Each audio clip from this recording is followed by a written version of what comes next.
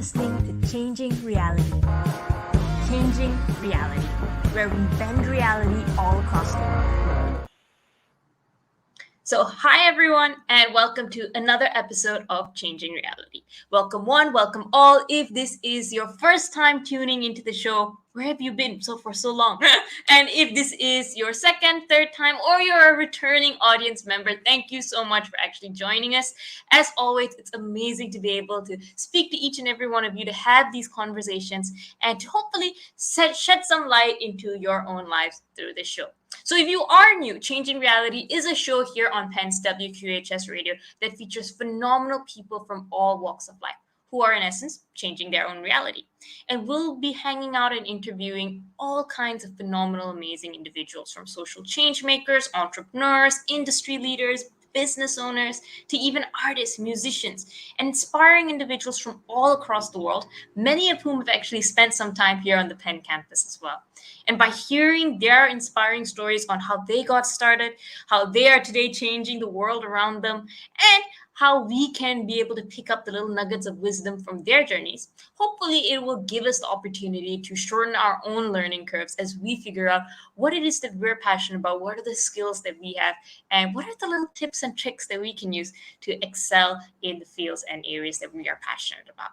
And this show is something that is very personal to me. I wanted to do this show simply because I felt like there are a lot of people out there who do brilliant things and make waves in the lives of those around them. And it's always been something very, very close to me to learn these stories of how they're actually able to change the world, how their journey shaped them into the people that they are, and how today they shape the world in their own capacity. And this power that stories have has impacted my own life. I've seen it impacted the lives of so many people around me. And I personally think that stories has the power to change the world. To show you how much it's changed my life personally, I actually founded and run a youth movement back at home in Malaysia, where I'm from, called Ascendants, which today collaborates with not just our Malaysian Ministry of Education, but global education partners across 28 different countries to help provide an alternative education platform for any student who wants to change their reality. And we work with students from elementary all the way up to college through various sessions, programs, experiential learning activities, and projects that help them discover their passion, learn about themselves and the world around them, and start their own careers while they're still in school that creates meaningful impact not just for themselves, but for the people around them too.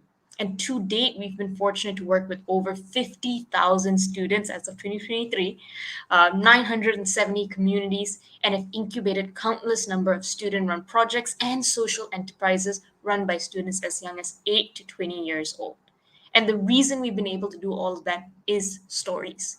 It's been kind individuals who've been willing to take time out of their schedules to come and share what worked for them, what didn't, what did they wish they knew when they started off. And just in that same vein, I hope that this show is that platform for all of you as well. That this, in one way or another, changes your reality. And with that, I'm very excited for us to be able to interview someone who I've had the pleasure of meeting. I actually met her through an event here at Penn. And one of the things that when I first, it was a very simple event, it was a networking event. And when I first heard about what she was doing, I thought that her startup was absolutely phenomenal. And as I got to know her and as I got to hear a little bit about her journey before this, I was absolutely blown away by not just what an amazing entrepreneur she is, but how she's able to really anticipate what businesses are going to be needing, what are the things that are going to be shaping the world as we know it. So our speaker today is passionate about helping firms utilize artificial intelligence to enhance their business and serve their customers better. She actually has a strong interest in helping organizations navigate their AI journey so that they can maximize their ROI of their AI investments faster and better.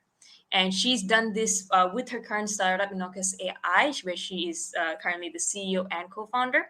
But even prior to that, she actually co-founded a different startup several years ago where she served as the chief marketing officer. And in that first startup, Dove Tree Style, she showed her absolute talent in the world of entrepreneurship, being part of the team that bootstrapped the startup. They were cash flow positive very, very quickly and were actually successfully sold as a multi-branded business in 2019. She is, like many of our amazing speakers, a Wharton graduate. She with over 20 years experience in strategic growth, sales and business development, marketing, customer success, and so many other fields and areas that we can learn from.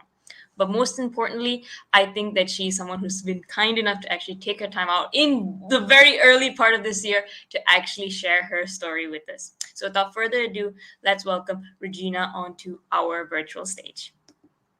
Hello. Hey, Harsha. Thanks for the introduction, and always great to hear about what you're doing with your venture, too. Oh, thank you. I was more amazed by the work that you do. As I was saying, when I first heard about your startup and the way it's making AI so accessible for other businesses, it was something that personally I thought was an incredible idea. Just because all of this whole world of tech can seem very daunting, especially from someone like I run my business in Southeast Asia, where 70% of businesses don't even have a web presence. So it's crazy to think like it's extremely daunting to think of how do we implement things like AI into our current business flow. So when I found out about the work that you are doing, I was absolutely blown away because I thought this is going to be a tool that helps so many businesses and essentially help power economies and power individuals who would otherwise never be able to provide the solutions that they do. So thank you first for the work that you're doing, and thank you for being on the show with us today. Glad to be here. Yeah. So hardest question to start off, if you can answer this, the rest of the interview will be smooth sailing. But since this is the beginning of 2023, what do you think has been your most memorable moment of 2022? To start off our whole season and year of interviews. I'm just going to put that out there. Sure. Well, 2022 was a very eventful year for me. And I'll mention a few highlights. First off, we got our first user to use our platform because we're an early stage startup. So that was exciting. Then that was a high. Then we had a low where my co-founder, who was traveling in Brazil, got stabbed. And he actually got his vocal cords injured so badly he couldn't speak. And we had customer calls lined up and all that. We still had to power through it and figure out a way. And how we did that was he would chat WhatsApp to me, and then I would speak on his behalf. Yes, technical conversations and all that. So that was a very interesting workaround, and we're still at it. And then we got our first VC investment, so that was a high. And then my father passed away, so that was a low. So it's just a lot of ups and downs. So 2022 was super eventful, memorable, good experience all around. And I'm actually really looking forward to what 2023 will bring. That is the most, I would say, exhilarating answer I've ever gotten for an icebreaker question. So many questions just from that. And I have no idea whether I should congratulate you or send my condolences. I'll send both over because, wow, what a year. I guess maybe we can start off with an entrepreneur's journey is something that at least in my experience, is something that is full of a lot of highs and lows and it can be at times very, very stressful and at the same time very intense. And you seem to have more of that in the last year than most entrepreneurs would have, in a sense.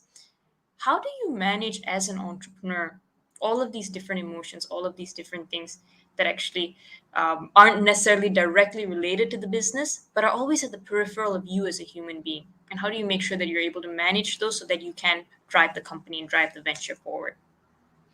Yeah, I think that it's vastly important to be able to put things aside. I understand that people who have trouble sleeping at night because the record player is playing in their head constantly, and that's why they can't sleep because they're constantly thinking about some problem or something that plagues them. It's the power to be able to just say, I'm done with that. There's nothing I can do now. I'm going to go to sleep and just put it away. And I think that for some reason, I don't know whether it's some special power I have or what, but it's something that I'm just able to do. When I look at a situation that is something I really can't control, or I can only control to a certain extent, and I've done what I could, and everything else is like, well, it's whatever happens. I'm just like, I just let it go. And I think that's how I've been able to get past a lot of difficult situations and not let it bog me down, because I can only do what I can do. And so I focus on what I have the power to take action on, and everything else, I just let it be. Oh my God, that's really, really good advice. I'm one of those people who has the little record player playing at night. I'm going to have to apply that and, take control of what I can control and put everything to the side. Good advice. Was this something that came naturally to you, or was it something that you developed over the years as someone, in finance, in entrepreneurship, in the many other things that you do? I mean, how were you like as a college student? Maybe that's the question I should ask. Were you this level-headed and centered, or were you lost and confused like the rest of us? I was probably lost and confused like everybody else. And when I was a child, I was a very sensitive child. And anything that anyone said to me, I would be very upset, oversensitive, I would cry and all that. And my mom would tell me that, oh my goodness, how are you going to be when you grow up? You're going to be like upset about just about everything that happens to you in this world. And she kind of told me that you have to toughen up and just, build an armor and be stronger. So it was something that stuck with me. And then later on, when I was in middle school, I had a principal who told my mom that Regina can do really great things. It's just that she's very timid.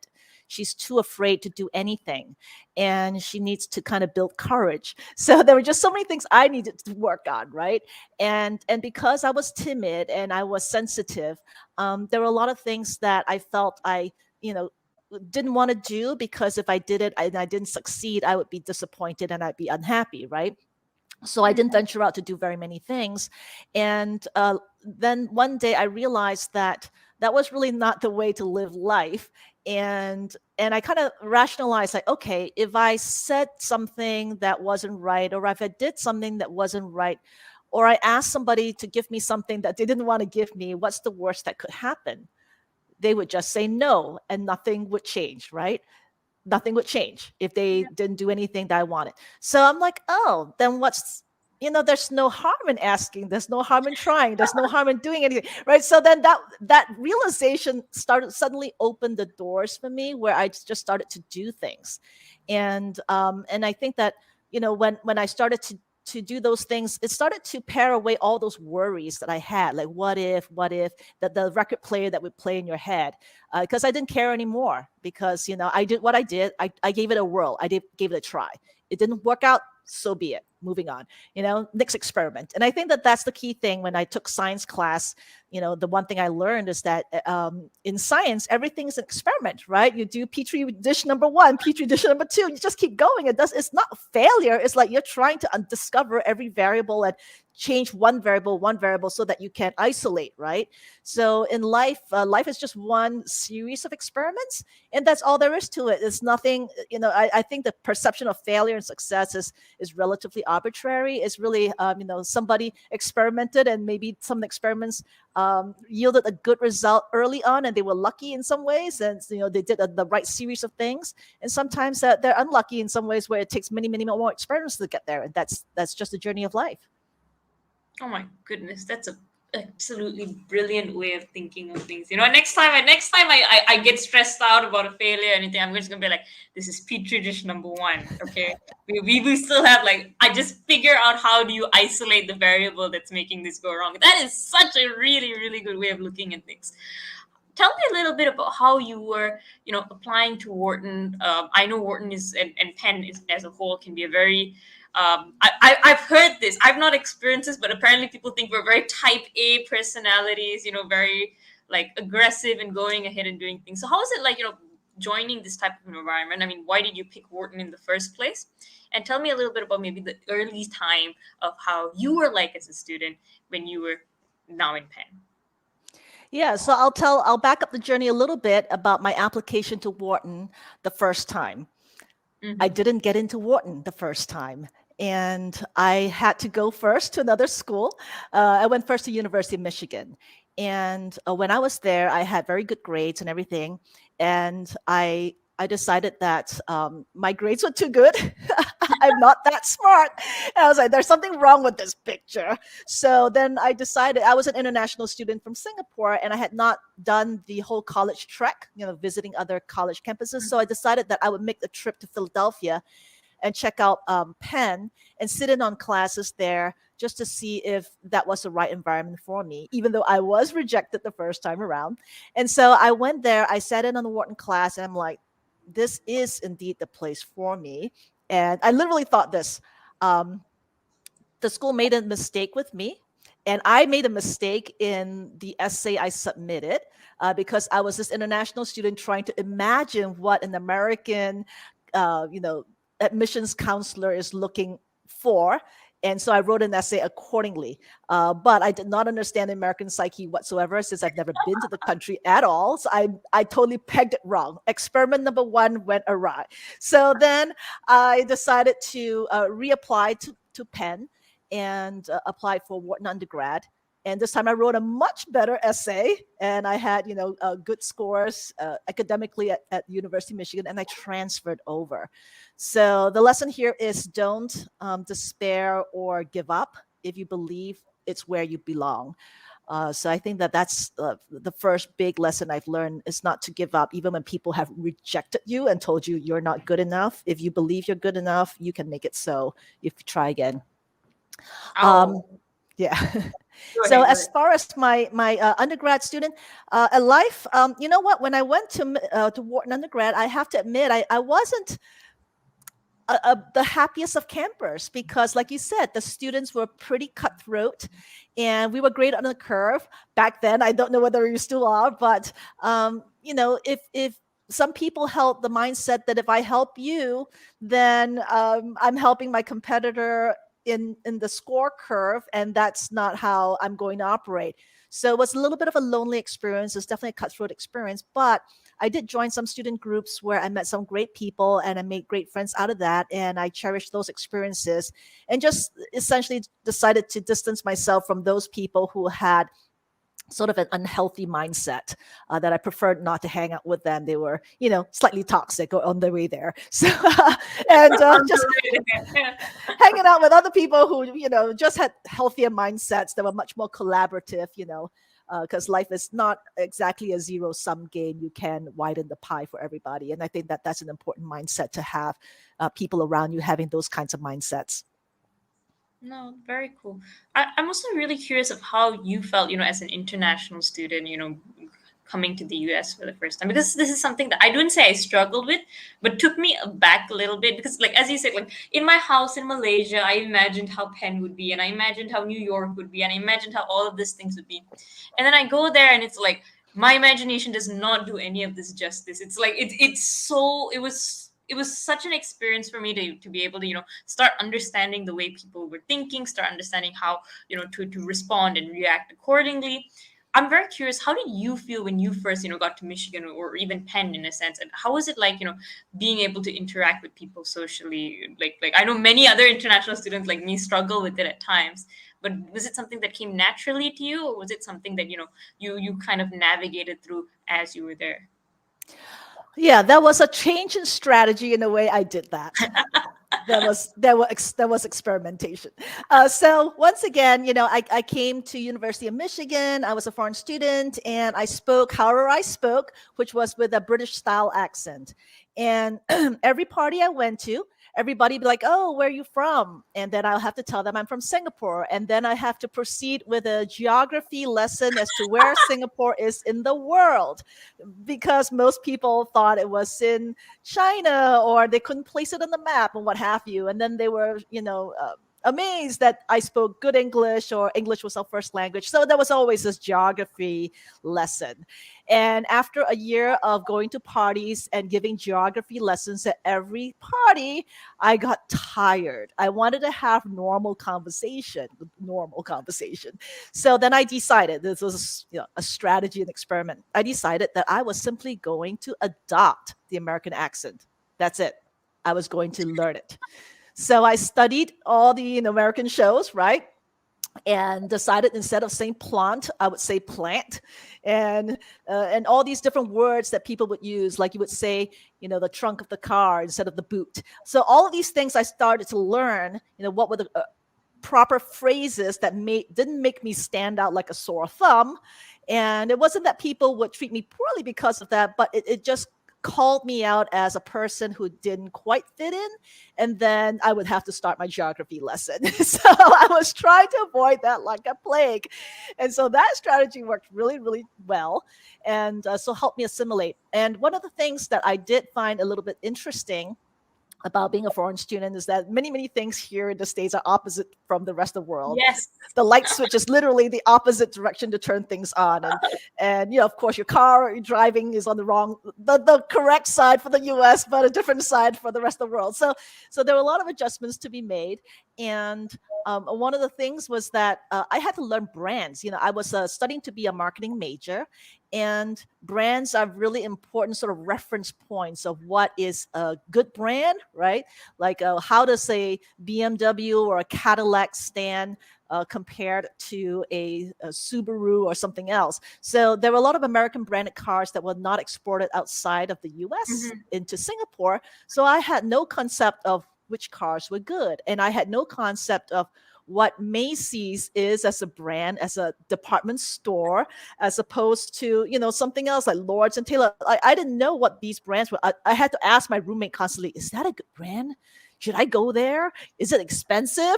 So I had to learn all of these things from scratch. And she found it really, really funny, but she really enjoyed educating me on all the little things because she had never thought about these brands in those ways. They just kind of existed in her life. No, I completely relate, and I think I just need to find more people like your roommate to be able to fact check like because I'm like Walmart, I know that from TV, but like okay, so no, oh my god, that is the most relatable thing I've ever heard. Okay, I like how you apply that whole petri dish and experimentation, speaking to people, fact checking. You've got the whole science brain in a sense, which is very interesting because you as you said, you were in marketing, I think, for the very early parts of your career, and you did, yes, I think, like amazing things in the world of marketing. But I'm very curious, how was it like when you first started your career? Like, tell us what were your first few job experiences in a sense? I know many people get a bit of a reality check when they move from college to like, the working world. Was it all smooth sailing for you? Or did you also have that moment of like, oh my gosh, this is work in a sense?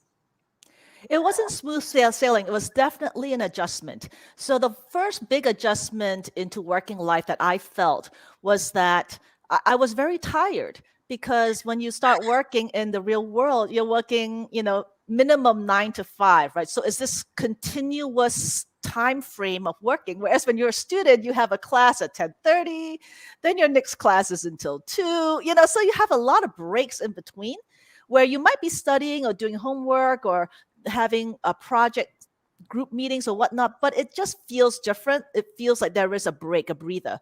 Whereas at work, it doesn't feel that way. And so by the end of the workday, I was exhausted. And it took me some time to build that energy level of resilience up so that I actually could last the whole day, without being just completely exhausted. So that was my first sort of notable thing that I felt as a working person, transitioning from student life.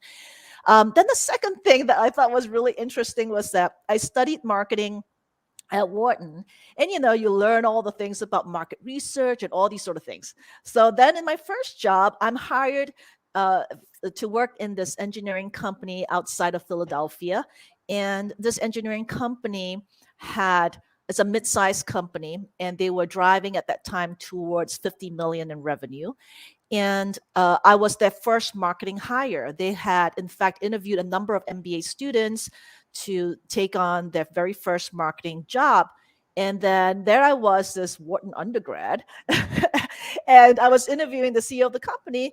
And then I asked him, why are you interviewing me for this job? I don't have any relevant job experience except for my internships, which weren't marketing internships either. They were finance internships. And he said that, he was very intrigued with the questions I asked and how I felt I would approach the problems. And he said that it was something beyond what he would have expected an undergraduate to ask. And he felt that I asked even better questions than the MBA students that he interviewed. And so ultimately he handed me the job. So, against all odds, because he was looking for people with at least a couple of years of experience on their belt.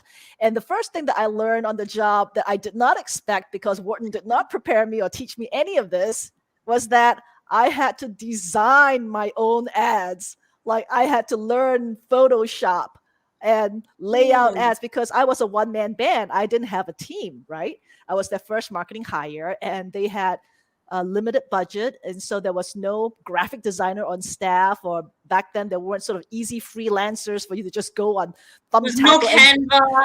They're right. There's no like platform to go on to go find these people. So it's like I had to do this. So there I was putzing around doing design work, a lot of copywriting that was never taught, at Wharton. So I did a lot of copywriting, designing as part of my day-to-day job, aside from a lot of database data wrangling.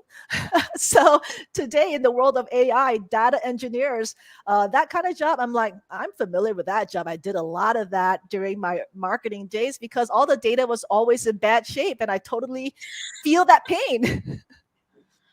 Oh my goodness. And we know now in hindsight that you did extremely well. I think you built up that whole department from ground up and you increased their revenue by I think 25% in 2 years with as you said, the limited budget and all of that.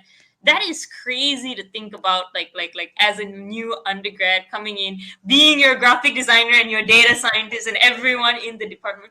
What do you think was your secret to success in that very early stage? What do you think made you able and or at least willing to take that task up and again be able to have phenomenal results at the end of the 2 years? In some ways, it's the naivete that I had because I didn't know what I was supposed to do. There was no one to talk to. My boss was the CEO. He was an engineer. He didn't know anything about marketing. He just knew he needed it. That's it. And so I didn't know what I was supposed to do. So I just did what I thought was needed. But what I did do was that when my now husband, then boyfriend, who is also a Penn grad, he was working at a tech startup at that time. And he told me that his VP of marketing then was really, really sharp, really awesome, very nice person.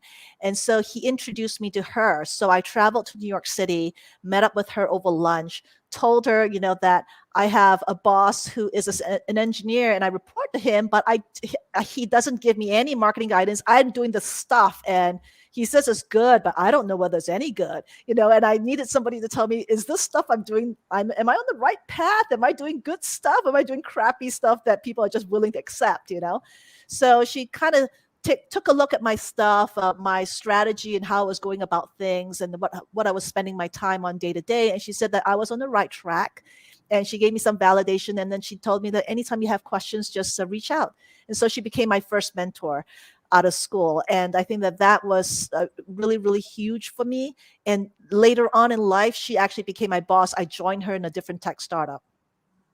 Okay, that is really cool. And I think, sometimes we don't think we can go out there and ask for help.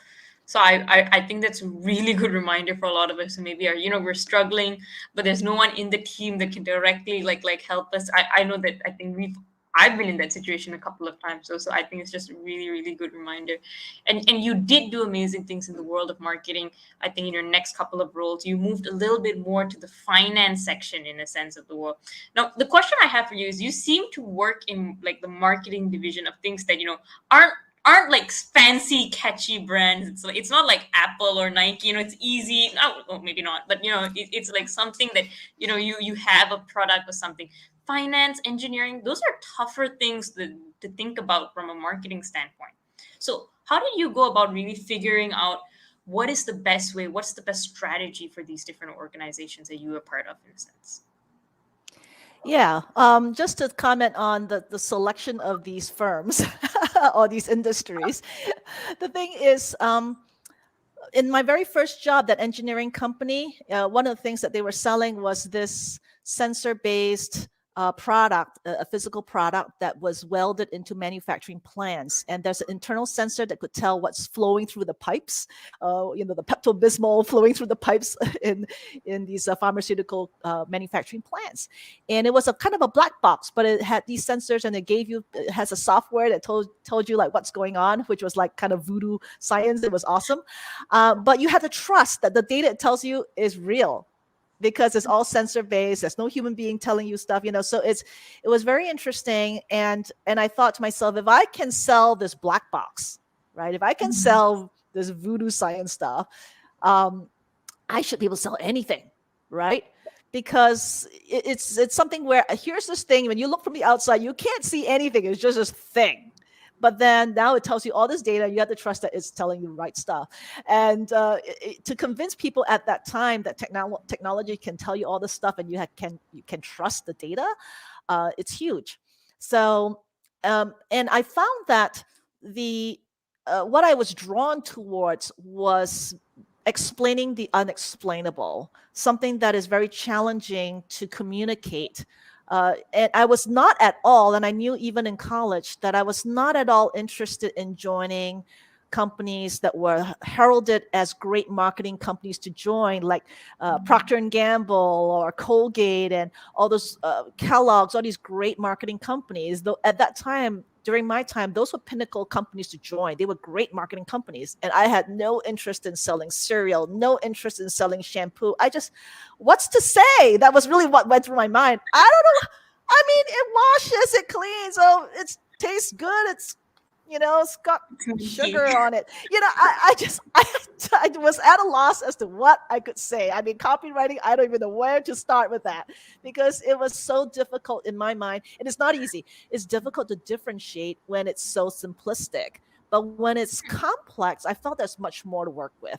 And so I was drawn towards complex products. And that was where my journey started.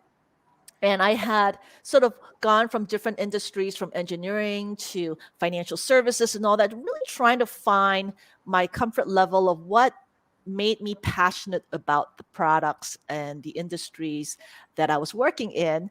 And long story short, I ended up working in 8 different industries and sort of realizing that um, oddly enough, a lot of companies say they want to hire people who are passionate, and it's great if they can find such people. I didn't find particular passion in any one industry. I don't know whether it was because I just never found one. But listen, after 8 industries, come on. Uh, I mean, yes, it's 8 different experiments, and there are many more industries to be done, but to be tried out. But I felt like maybe I'm looking in the wrong place, that the passion doesn't always lie in industries, but it really lies in your role and the impact you make, that your day-to-day work is meaningful to you, and that's all that matters. That's what I'm passionate about. So I enjoyed every moment of every job. I worked at all these different industries, and kind of like management consulting, you're always working on different industries. I enjoyed that quick study period of the first few months, like really learning intensely about that one industry, because I've never experienced it before and I don't have any prior job understanding of that industry, and I had to learn it in a hurry. And I actually enjoyed that stress and that challenge. So, for me, that's comes with the package, which I really enjoyed. No, and I really love that take, because I think like many of like we often get very obsessed with finding like what's my passion, and like I grew up with the like my sister is an international singer songwriter. She's always wanted to be a singer since she was 4. I know all these amazingly talented people who know exactly what they want to do in what industry and what, and I've never been that kind of person. And I know others who I work with through Ascendance, students who are really talented at like a certain role, but they just don't have like a particular passion for an industry. And I think that the obsession of with this whole I call it the romanticization of like finding your passion, in a sense where you always feel like you're gonna have this love at first sight moment with a particular industry or field, that I think stops us from realizing that sometimes it's the day-to-day things, it's the impact that you have, it's the role that you are doing right now that is actually the thing that you fall in love with in your passion. So I really think that's a great point, and I think it's a really good take that people probably need to remind themselves more when they get into that mode. And I love how you're so, I would say, driven by challenge and driven by, in your words, explaining the unexplainable. That explains to me at the very least how you are such an amazing entrepreneur, because that is essentially the whole ethos of entrepreneurship. It's like I would say unfortunate, but unprecedented things will happen every day that you do not know and are completely out of your control, in a sense. So I want to talk also about your entrepreneurial experiences. I think your first venture was Dove Tree Style, and I think it was kind of this design and lifestyle firm that helped these different brands, and absolutely amazing work, in a sense.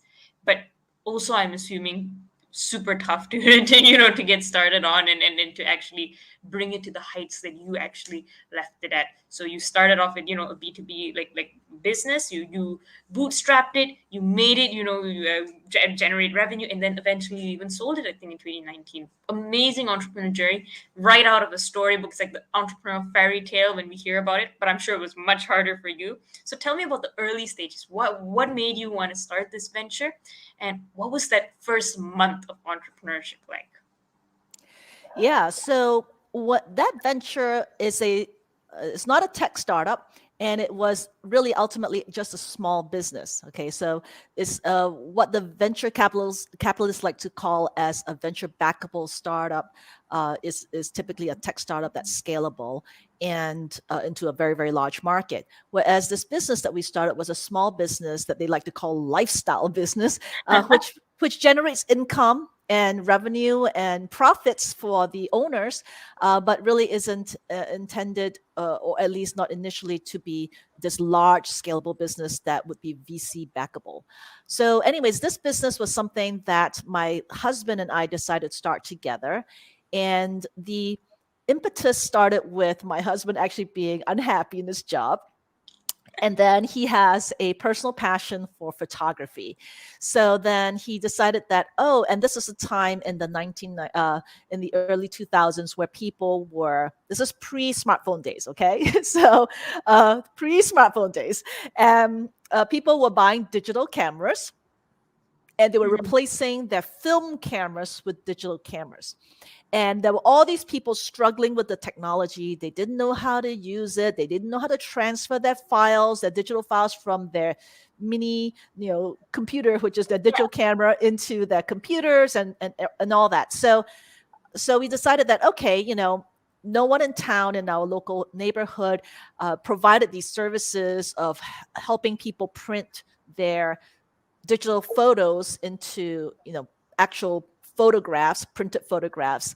And there weren't a lot of services out there pursuing that, because many of the businesses that were doing film developing, all these owners were starting to age, and they didn't understand technology. They didn't want to invest in new machinery. They didn't want to learn this whole thing. So there wasn't a lot of places to go do these things. So then we thought there was an opportunity. So then we decided to start the business. And ultimately, the one local business in town, after we got into the business, soon after they closed, and they actually, it was interesting, they didn't sort of like feel like we killed their business. Their business was kind of dying a little bit, but they actually came and gave us their portfolio of customers and said, hey, we're closing down. You can take this, business, and so that our customers have somebody to continue, with somebody that can help them. So I thought that was an interesting experience. And in the first month, we were really a retail shop. We opened up a store, and we had no employees, so we were just standing there like, okay, we're open. and people were very curious, so they came in, and we started to do just one thing. We had bought one printer. That's all we could afford. We bought one printer, and it was a printer that could take digital files like USB stick or other smart chips and all that, and print out those photographs. And that was more than 90% of our revenue stream, just printing digital photos. That's it. But then as people came in and they started to ask us, do you do X? Do you do Y? And we're like, essentially, an entrepreneur is all about problem solving, right? So when they ask you these questions, it's just like file manipulation. This is like, you can kind of boil it down into simple things. They were struggling with with technology, right? And file, dealing with files to output it in different ways. Or when they wanted to export this into some other format, or they wanted to print it out or something. So it's like, it was all kind of like just different versions of the same thing. So we're like, yeah, we can do that. Or sometimes we'll just like figure it out, right? And so ultimately, there were people who asked us for things that we didn't have printers to do. So we're like, okay, we'll just take the job. We'll find somebody to do it, and then we'll just mark it up. So we basically provided a brokerage service, right? And then as we tracked the line items, we would create line items in our accounting books for these services. And if we saw that that revenue line item was at a healthy clip, we would then purchase that equipment. But we didn't purchase anything new. We purchased everything used. And so when you buy equipment that is, roughly 10 cents, 20 cents on the dollar, your fixed costs that you put in is very little.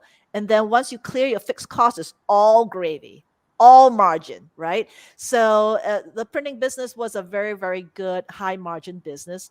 And over time, it started to morph. We found that people started to ask us for graphic design services and this, that, and the other. And at first, we were making money, in terms of the ticket sales. Like every customer who walks in the door, they generally walked out having paid us maybe $10, at most $20. And we're like, oh my God, we need thousands of people to make this business work well for us, So then we decided, okay, what can we do to make it such that when the person walks in the door, they leave and they've just spent $2,000 with us. Like, what can we do? So we're like, oh, well, businesses print lots of flyers or whatnot for marketing, and they spend thousands of dollars. So then we started to prospect business owners locally. And then later on, when people and consumers came to us asking us to design this and the other, we realized that there's a very big and fertile market in wedding invitation designs and printing. And even though, the people say like, oh, printing is dead, nobody wants to print anything. But when it comes to traditional things, having a wedding is a tradition, right? People want to do traditional things like send printed invitations, and they want it nicely done, not some generic thing. They want it custom in some way. So then we started to morph the business to focus on wedding invitations while having the B2B side of things. And we found that these were counter-cyclical, that B2B companies were busy, all year round for the most part. And then they were a little bit more quiet during the holiday season because people are going on vacation. Whereas consumers just like, oh, I got to send holiday cards or this, that, and the other. So it was, they buoyed each other in ways that made the cash flow throughout the year much more steady.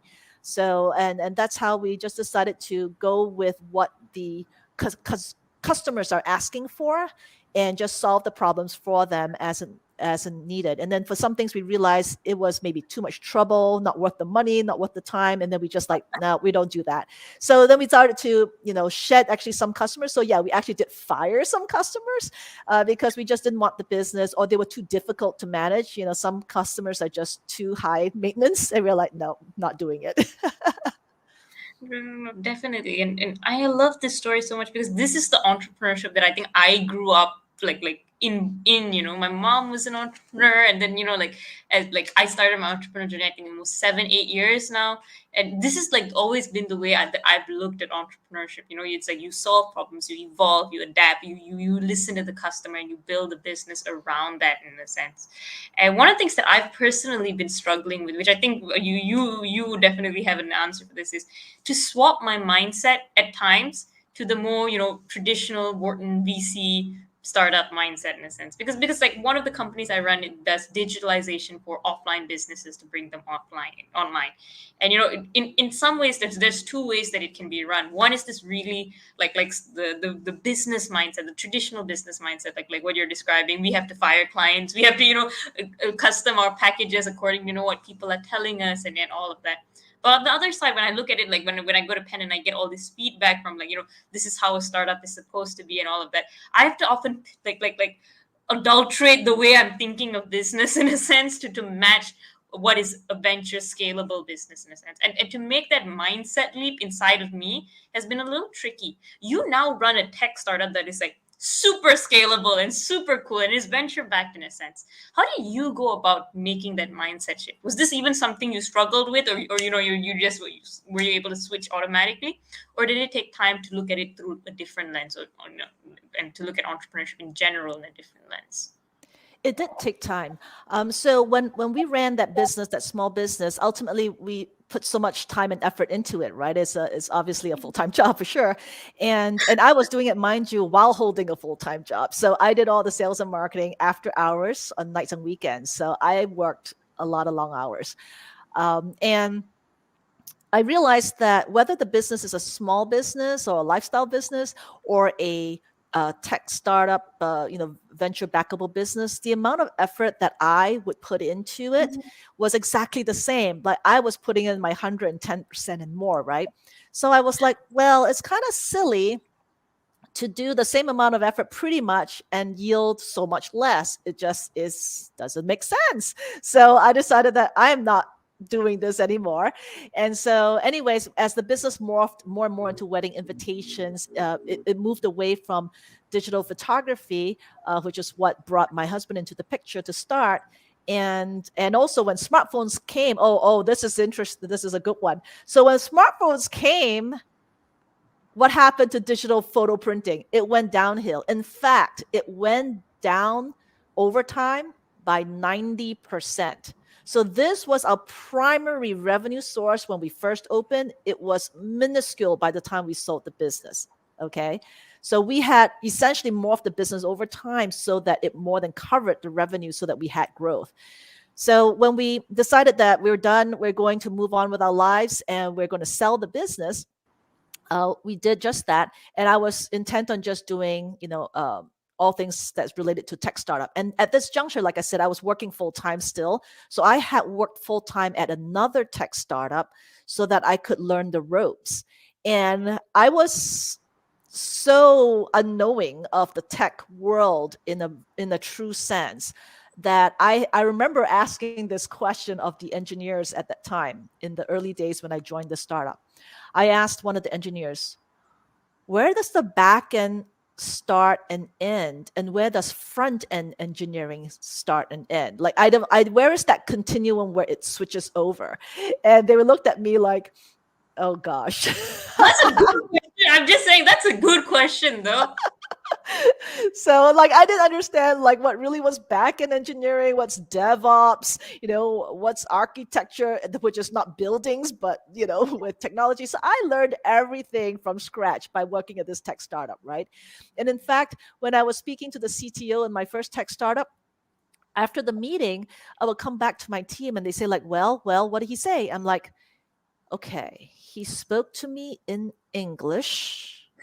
Every word was a word I could understand it in itself, but as a collection of words, I did not understand what he said to me because he was like practically speaking in code. And I was and so I didn't understand what the hell was going on. And then I would send other team members like, maybe you would do better. And then they would go off, they speak to CTO, they come back and they'll like give me this face like, I don't know what just happened. I had a full on English conversation and I didn't know what this, we don't speak tech. So that began a real journey. I then started to take lessons on how to code. And ultimately, even though I knew I was never going to be a developer myself, but I needed to speak the language. I needed to understand. And so there began my journey of learning yet again a new industry in a more granular way. Okay, and now you actually run this platform, this tech startup. You're the CEO now. So tell me a little bit about the work you do now and how you're actually making it easier for the rest of us who don't speak tech to get in the tech world and at least get our feet wet in a sense. Sure. Well, my tech startup is called Innocuous AI, and it is a cloud platform for AI developers. AI developers are primarily data scientists, and data scientists often are people, before data scientist was a title that people use today, is a newfangled title. They used to be just called statisticians, and most of them would have PhDs in statistics. That's what data scientists are today. It's just that now, they work using computer software language like Python to speed up their work. So data scientists are basically statisticians. And what they learned at school was to build models and all that, but they really never worked too much in the cloud. And the cloud is really just another computer that is not your own laptop, but is managed by another company like Amazon AWS, Amazon Web Service, or Microsoft Azure or Google Cloud Platform. These are the big three cloud providers. And because this computer is sitting somewhere else in some computer warehouse that they manage, they rent it out to you on a fractional basis. And there are lots of settings, lots of power that you can choose on your computer that you rent from them. But all these settings are so overwhelming that these data scientists are like, what in the world? I don't even know what to choose. And that's what's going on. So you think like, okay, they've built these great models. They've shown a wonderful demo to the companies of the potential AI product that they can now commercialize and make money. But then they're like, okay, great, let's go make money. Let's make it available to customers. And they're like, oh, wait, I have to move it from my computer to the cloud. And there ensues this whole multi-month, easily 9 to 12 months, sometimes even 24 months of reading nothing but documentation. What levers to push, what buttons to push, what settings to put. And it's just so mind-numbing that all these data scientists like, please take this away from me. And that's the pain point we're trying to solve. So our platform basically makes it super simple for them to do all that used to take them 9 to 12 months in 5 minutes. Absolutely amazing. And I think with that, we have reached a really, really good end to our show. I think you've summarized your journey. You live your journey in a sense, and now you're actually having a startup that actually reflects that. It reflects the work that you're doing and your own ethos of being able to test things out, being able to understand things or explain the unexplainable. And now you've put that into tech. You've put that into an actual venture. I guess the last question I have before we wrap up today's interview is, what's your advice for students who want to be like you and who want to follow on this path, who want to be able to live a life that is exciting, that pushes them, that challenges them, that brings values to others, that like in a way that, is both exciting and meaningful at the same time? What's your advice to these students who want to go into entrepreneurship the same way you have? Well, first, don't be like me. Be like yourself. That's first and foremost. I think that a lot of people are very enamored by the tech startup world, and they aspire to, become the next, I don't know, Zuckerberg or Elon Musk, whatever it might be. And the key thing is to know, sort of figure out your own North Star, what really makes you tick, what makes you excited to tackle certain things. And it doesn't have to be a industry, as we have discovered. It could be just what it is that you like to do. Oftentimes Penn students are very smart and they enjoy puzzles, right? Solving problem is kind of like a puzzle.